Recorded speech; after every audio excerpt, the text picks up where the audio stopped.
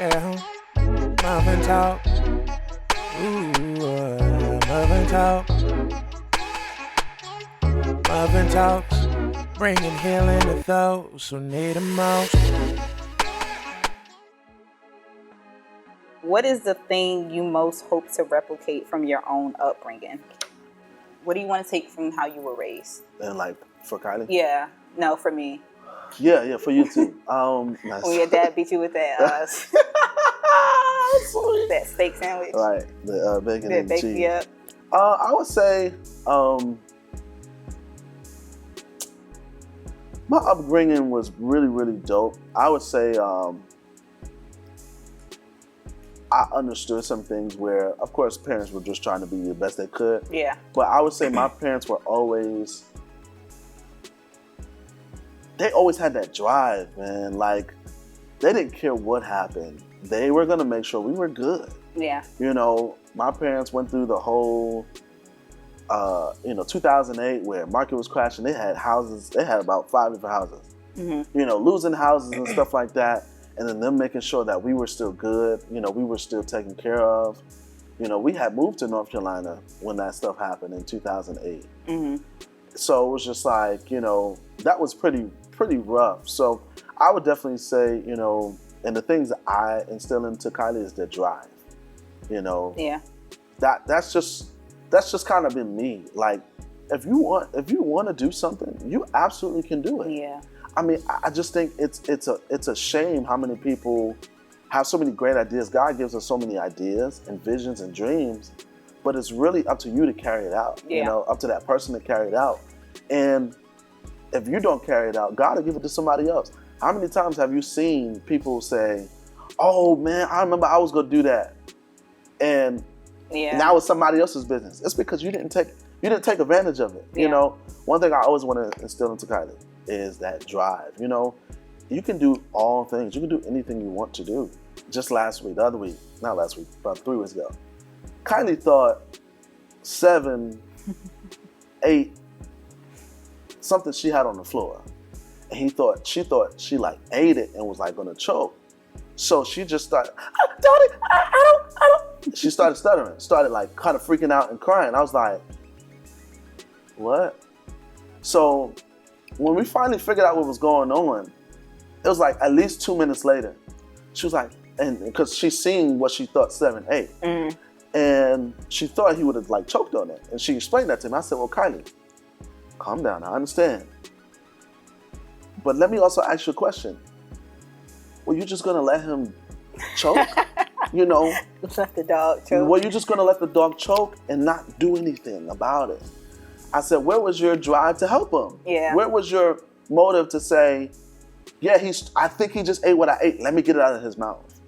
I said, you can be one of those people who just sit there and cry about it, or you can be one of those people who sit there and actually do something and make a difference. Yeah. If he was choking, if he was going to die, you could have saved him. Yeah. Because you knew what happened. But what if you don't know how to save him? It's a dog. What do you do? It's a dog, but you could try. You could try. I understand what the dog was choking. I'm just saying. No, I get the lesson. It's a lesson in it. I'm just saying. Do you do CPR on a dog? No, you just try to get it out of his mouth. You like blind sweeping? Take your finger or just. Oh, that's nasty. See, that's why I don't have no dog. Yeah. But that was my thing with her. It was just like I want you to have that drive to make a difference. Yeah. You can be a world changer. Yeah. You can change the world. You just gotta have the drive. You gotta have the drive. Because I think honestly, even for you, like when it came to school, the reason why you finished was because you had the drive to finish. Yeah. And as long as it took, doesn't matter. 7 years. Doesn't matter. Yeah. You had the drive to say, I'm going to complete this, and it's going to be finished. Yeah. But yeah. Confidence.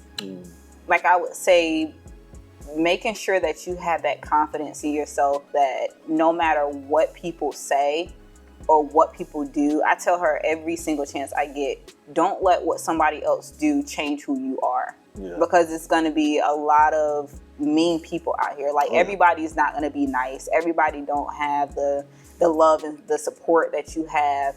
But don't let that change who you are and how you treat people. Yeah. Because I had to deal with that. I dealt with how people letting how people felt about me, or, you know, whatever the case is, I let that affect how I treat other people. Because truth be told, a lot of the times you see other people treating people badly, it's because they have something in their own heart that they don't know how to deal with it.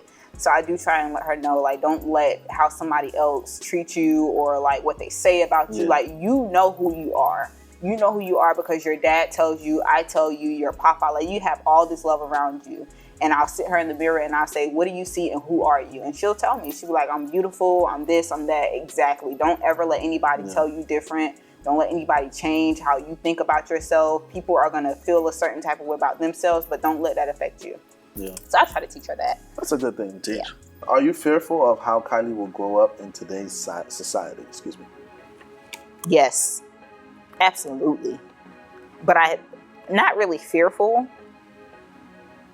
I just don't want for her to see certain things like the media and like how other women portray themselves and think that it's okay. But that's where I come in, because it's like I have to be a consistent figure of how a woman is. Or I don't want to say how a woman is, but just like how you present yourself. Like, you can't, like, social media, we grow up in a world now where social media is very big and women have to show off certain things to get attention. You don't need that attention. And I am scared that I don't want for her to have those insecurities about herself to where she has to act on them and try and do certain things for attention. I think that's probably like one of my biggest fears ever. Yeah. Like I said, I'm raising her to be a wife. You know, I'm raising her to be not just a daughter, not just a good friend, but a good wife. You know, a good person, a good spouse that, you know, who can actually raise a family, you know, be that rock, you know. But I would more so want her to go up in this world with, like you said, the confidence. You know, so many people, they do revealing things because they're insecure. But there are some people who embrace who they are. And they do it because they're embracing who they are. So certain confidence that has to be instilled in each person, male or female, that's a fact, in order to really make it in society. Because if you're not rooted and grounded, you will be out here in a strip club, be a stripper, OnlyFans, something. OnlyFans? Don't look it up. I know what OnlyFans is. You will be out here just wilding, you know. And I think that's one of my biggest, not a fear, but that was one of my biggest things. Like, I need to make sure I'm instilling some wisdom. Like, I'm not expecting our daughter to be holy art thou.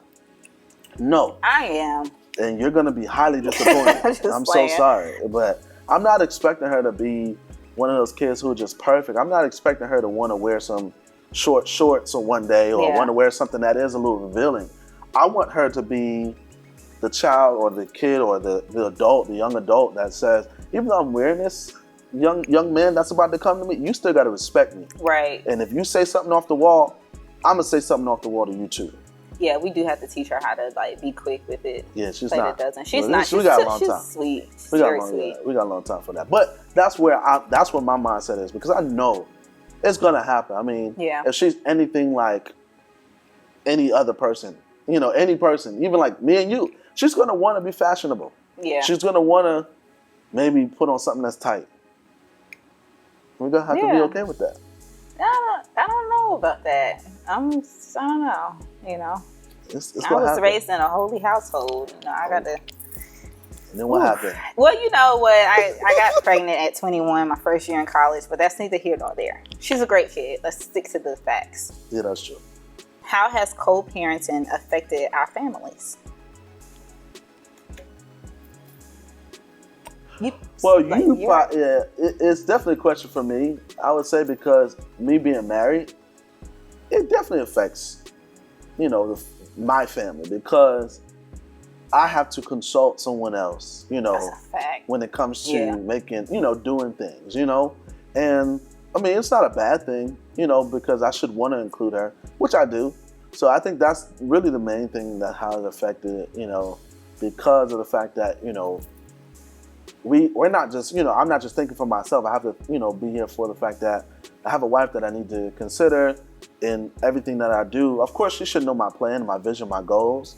which my goals is for us, you know, I don't know if I've ever even told you, but my goals for us is always to be cool, you know, always to be in a position where, like, we are co-parents, but we can still have a certain level of a friendship. You know, that's always my goal. If Kylie says, if we're having a cookout at the house, Kylie says, "Oh, can my mom come over?"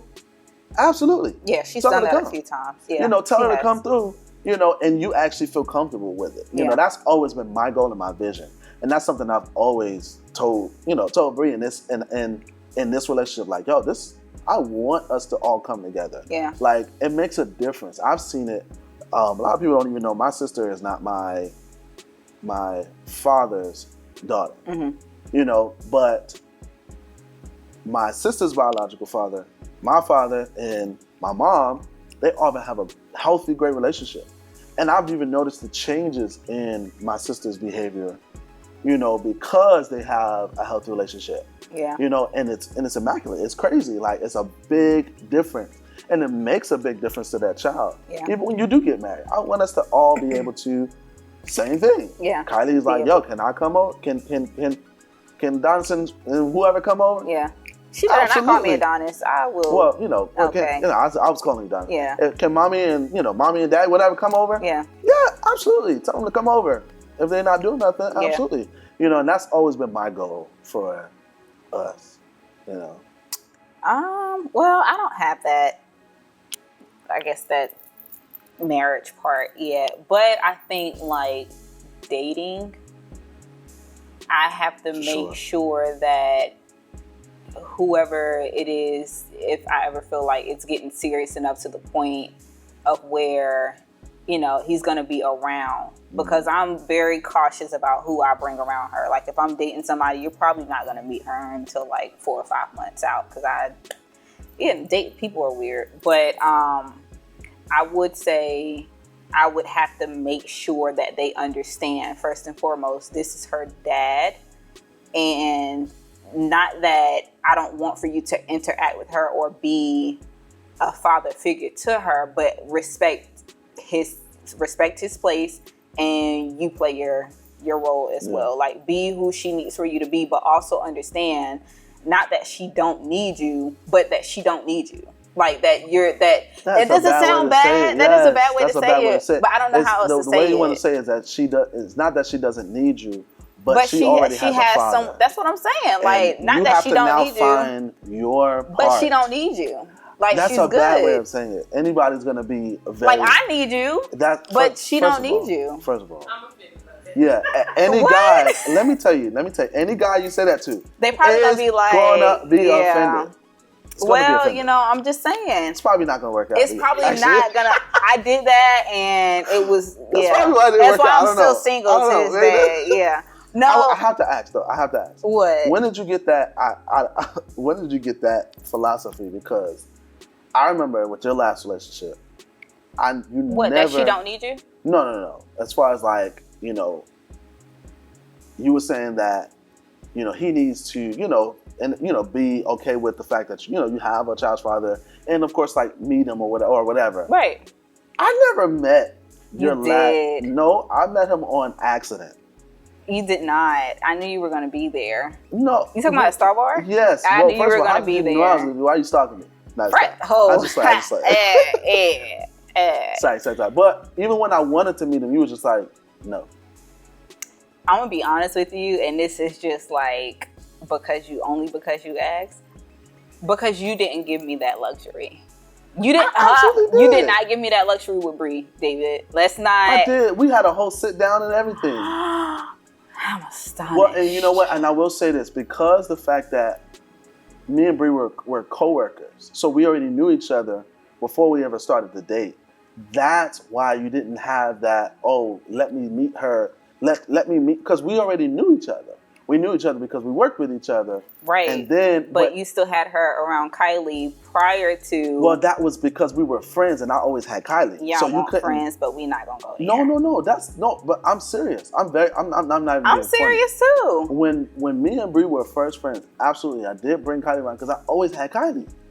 You know, and it was just, I would bring her around, and it would be Bree, my other friend. Latoya, I don't know if you ever met her. Marquita. I don't know. Oh well, it would be literally a group of us, and we would always hang out, and that's just a pure fact. Yeah, but I perceive things differently. I know perception is everything. Yeah, but that's all I'm saying. But that's the truth of why that's you felt your that. truth.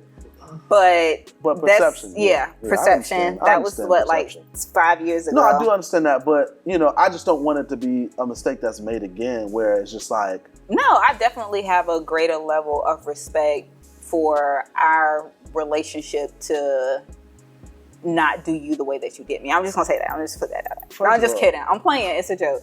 But no, I have a greater level of respect for you as her dad and for her as my daughter to make sure that everybody's comfortable all the way around. First time you actually officially meet him was at Kylies' recital. I don't remember that, but no, because I seen y'all at Starbucks, but you didn't talk to me. Remember, you didn't speak to me. But then at Kylies' recital, then that's when you introduced me to him and you brought him in. At Kylies' recital. Yeah. I was being spiteful. I know. Oh, trust me. I know. Because it was just like, really? Kylies' recital? Okay, cool. Well, he hadn't met her, like... No. I understand he meeting her. Yeah. I don't care about that. Well, what's supposed to happen? He should meet her before he meets me. I definitely... Nah. Because what if... Because at the end of the day, if he meets me, I think he should meet her before he meets me. My next relationship, whenever that might be, I would say... Lift your hands. It's coming soon. Anyways, I would say I would give you the respect of letting you know that, hey, if you don't meet him before he meets her, hey, I'm going to allow him to meet Kylie.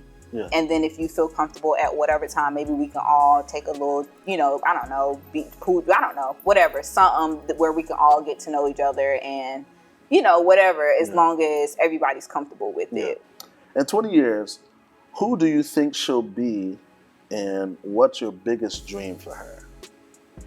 20 years? 20 years. So that's 26. God, she's 26 years old. Hopefully. She'll be my age. Yeah. Hopefully at some point in time. I tell Kylie all the time, if you decide, because I try and ask her, what does she want to be when she grow up? Yeah. And I know it's probably somewhere in the back of her mind about music. That's no doubt about it. I can see that now. But I also try to let her know, I don't say it, but I understand if you don't want to go to college, that's fine. But make sure that you have something to fall back on. Like you can't be out here just doing, whatever. Like you have to, you make sure that you have something that you can fall back on. So I think in 20 years, I think she'll be somewhere doing something. I just don't know what. Yeah. I just hope, as far as who she will be, I just hope that in 20 years, she'll be herself. She'll become that woman. I hope, that's what I pray for. And that in 20 years, she'll become confident and secure in what her purpose in this life is. Yeah. I hope that in 20 years, she'll have a relationship with God, and really have an understanding of really, why am I on this earth? Why was I made? Why did I go through the things I've gone through within the last 20 years to get to now? So I really hope that, she knows herself, because a lot of people don't. And it takes people 30. And it could take people time. It could take people time, and it's okay. Yeah. But I think the sooner the better. The sooner the better. Because it helps you to kind of get over that hump. Yeah. And it helps you with just a lot of things. Relationships, interactions, communications, if you know who you are. My biggest dream for her is her to fulfill the things that God has placed for her, and I just hope that she make it to heaven, honestly, because, that's my biggest dream for her. I hope we all make it to heaven. Yeah, I hope we all make it. Some of us not, but it's okay. I might not, but. You might not. I don't know. Well, I don't know about you. I can't, it all depends on God's emotions that day. But, I just hope that she really fulfills her dreams and what she really wants to do. Yeah, definitely. How can I better support you? I support you enough already. No, I'm just kidding. Carry on. I'm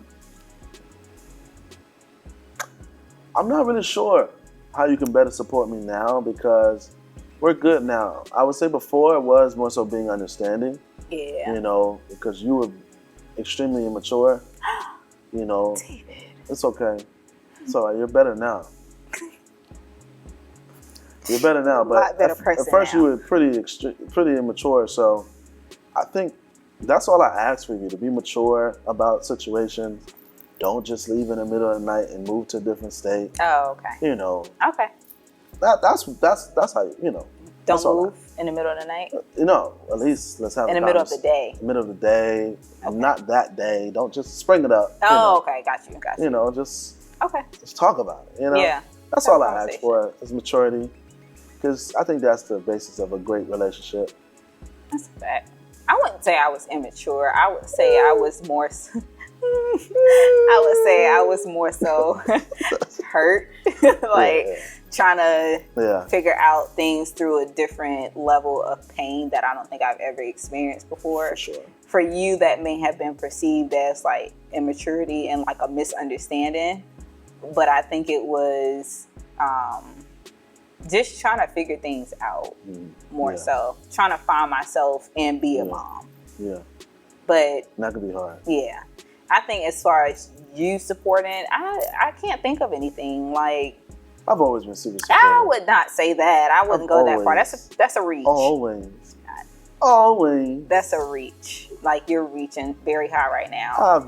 You're not that tall. I'm not that tall, but I've been supportive. You've been supportive when you wanted to be supportive. Except that time that you told me I got to figure it out on my own. Figure it out on your own. Yeah. But that's because I felt like that was the right thing to do.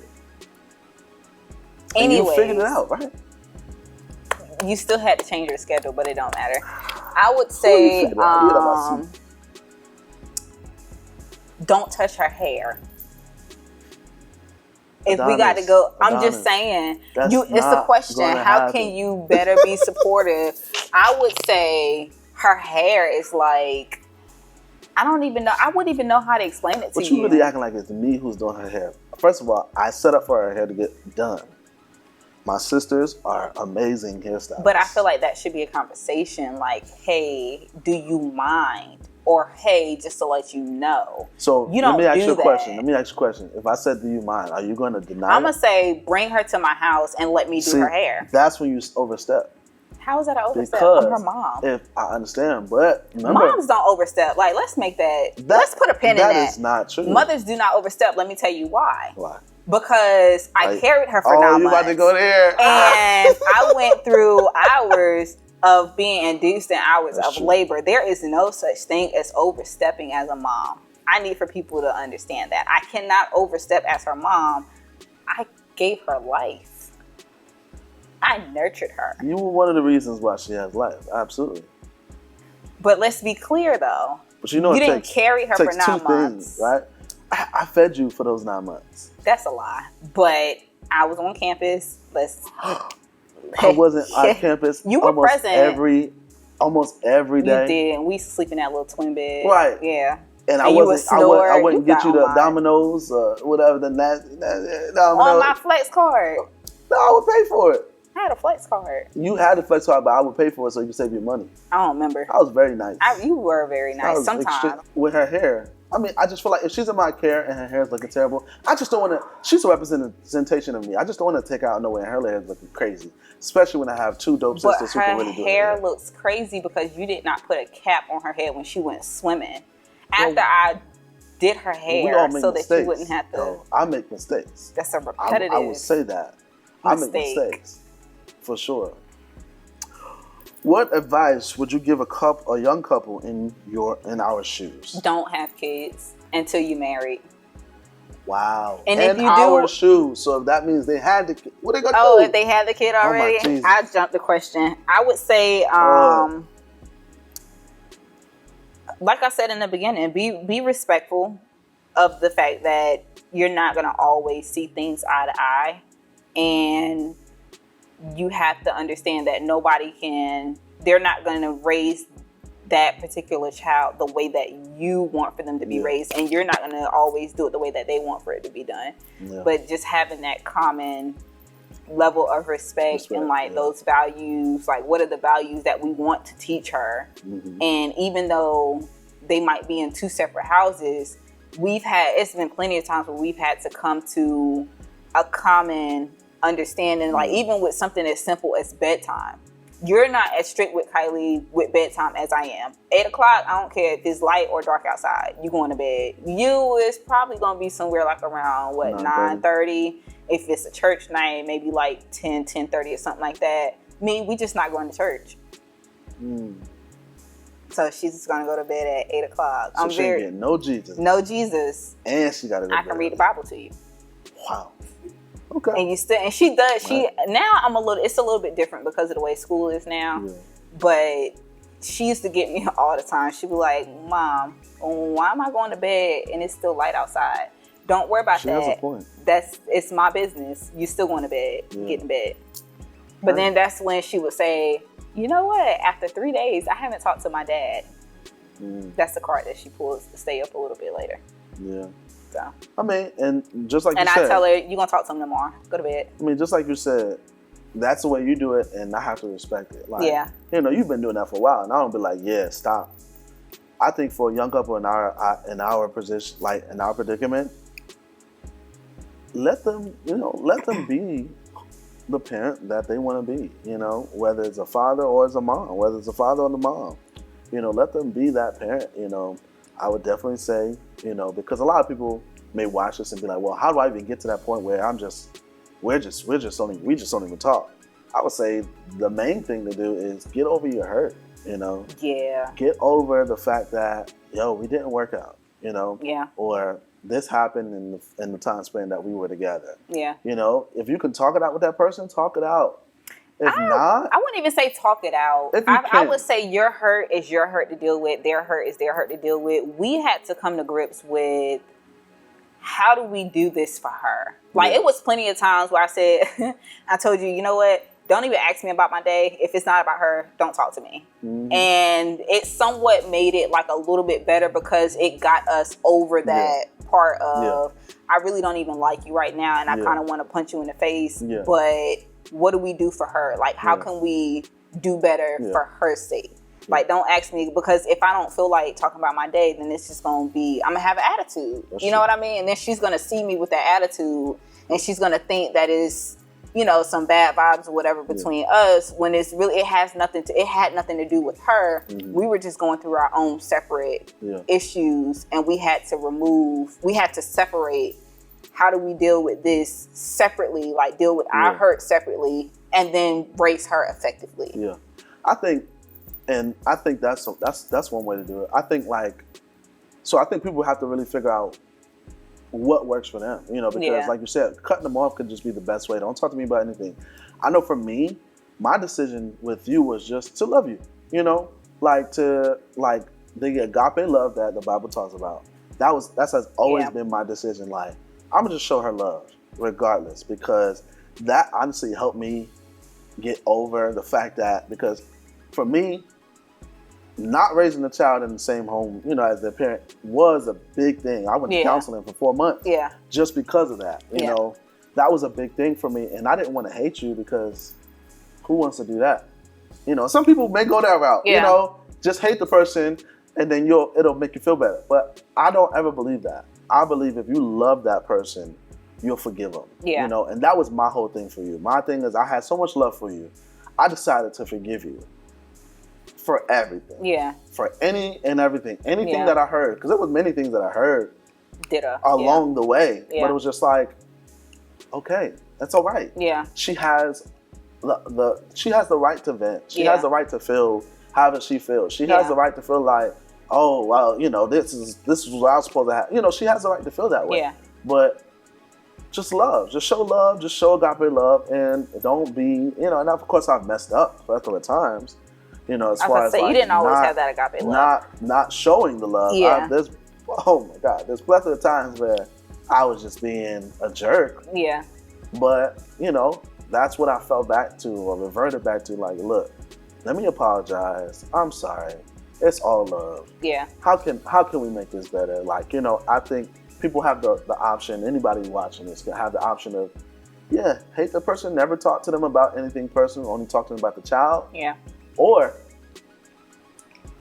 pray about it, really cry, get through it, because it was many days where I cried. You know, you cry, you really get through it, you see God, and you decide to really forgive them. And then you decide to love them after you forgave them, you know, because I think that has really, I mean, and I hate to toot my own horn, but I really think where we are today was the fact that I decided to love you and stop hating. Oh my God! I honestly do believe because I honestly just believe that because me showing you love softened your heart.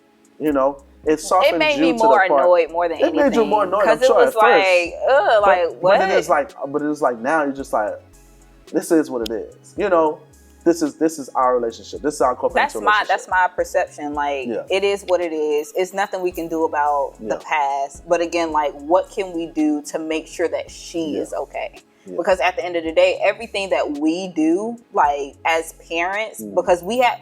There's no other reason why we would even be tied to each other if it wasn't for her. Right. Like, if she wasn't here, you know, we'd be... Yeah, exactly. I wouldn't even have to see your face right now. Yeah. But being that we are here, at the end of the day, our sole responsibility is don't her. try to play this face, though. I'm just saying, you're not that great. You're not that great. Not that great. Don't toot your horn no more. It's not that great, but it's good. Is there anything you would change or improve in regards to how we co-parented?